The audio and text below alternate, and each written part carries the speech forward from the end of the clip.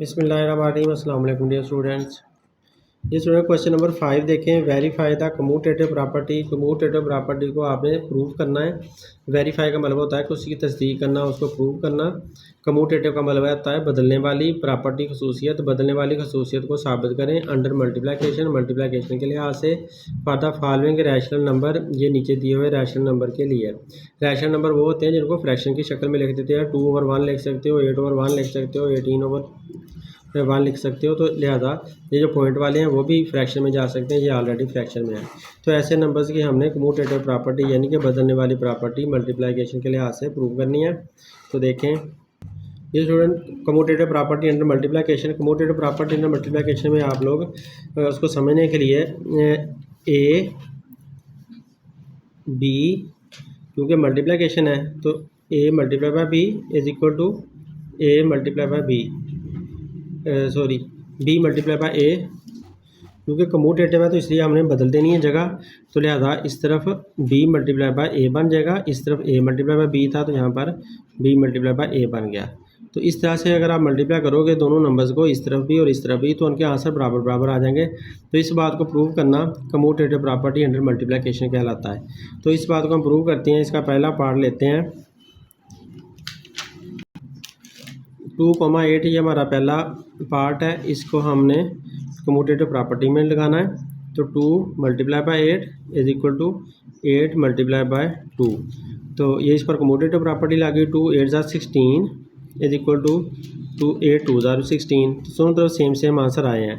तो इस वजह से हम ये कह सकते हैं कि left hand side right hand side के बराबर आ चुकी है और हमारा जो आंसर है वो प्रूफ हो चुका है। तो यूँ बस क्वेश्चन सॉल्व हो गया।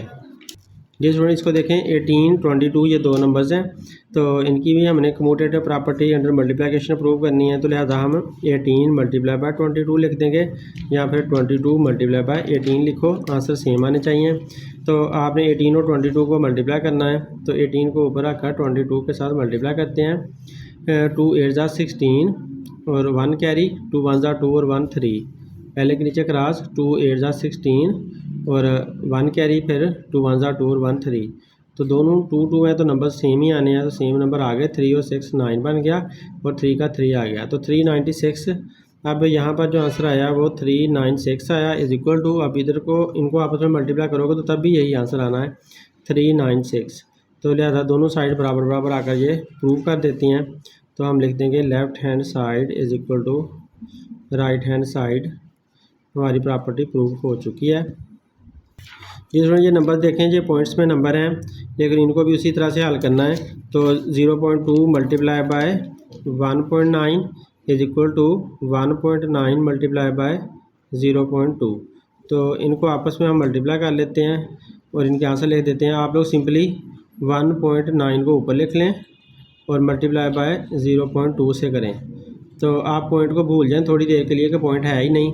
तो लिहाजा 2 9 ज़ा 18, 8 आया 1 कैरी, 2 1 ज़ा 2 और 1 3, पहले के नीचे क्रॉस, इस ज़ीरो के साथ करोगे तो ये 0 0 ही आ जाएंगी। आप लोग ना भी करो तो खैर है, लेकिन मैं कर देता हूँ 0 और ये 0 आ गया। अब इनको प्लस करना है, तो 8 का 8 आया, 3 का 3 आया।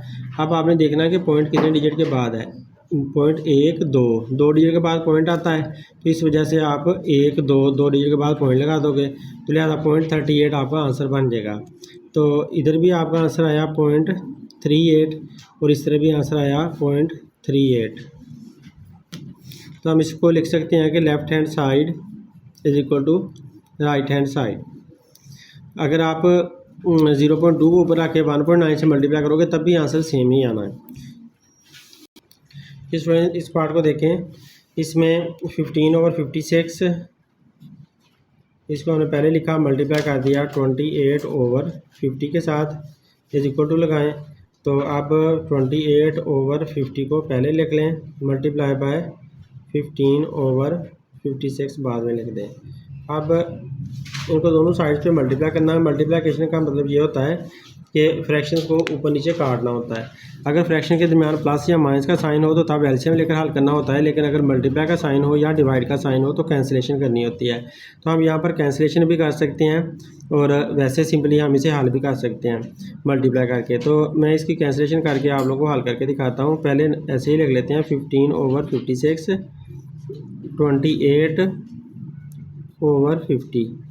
पहले मैं इसी तरह लिख रहा हूँ ताकि ऊपर हमारा सवाल जो है वो बरकरार रहे, जब हम कैंसिलेशन करें तो हमें सवाल नज़र आता रहे।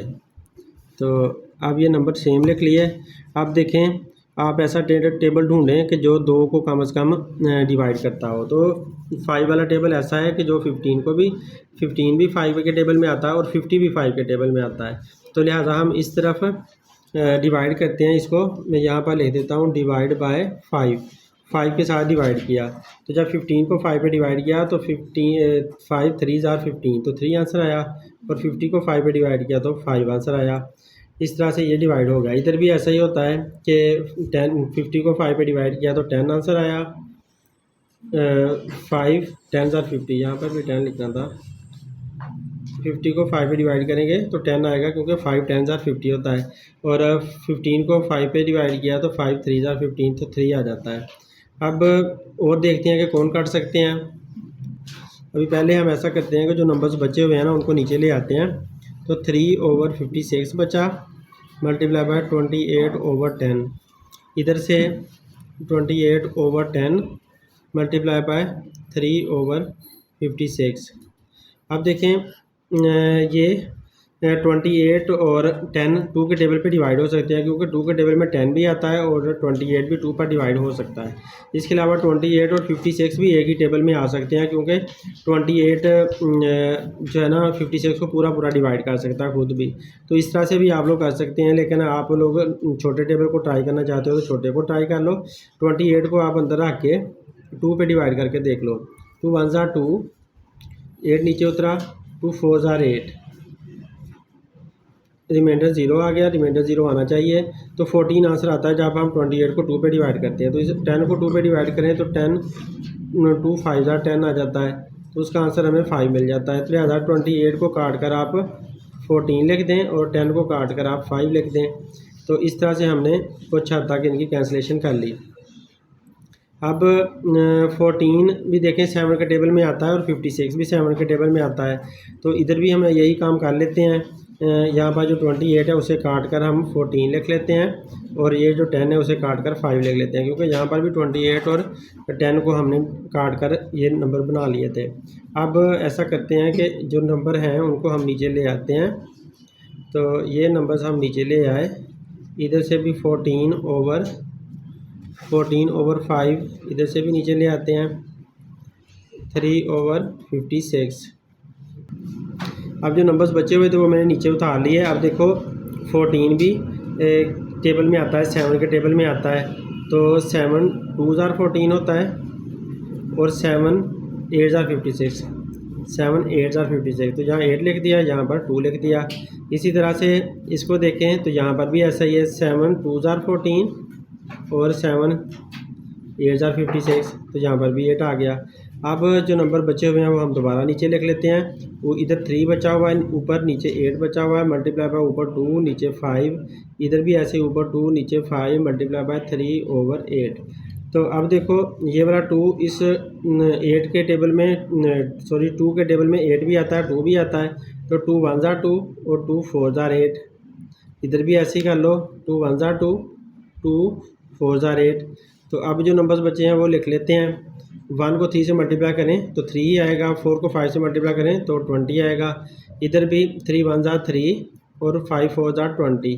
देखें दोनों साइड्स बराबर आ चुकी हैं। जो बात प्रूव हो चुकी है कि left hand side is equal to right hand side.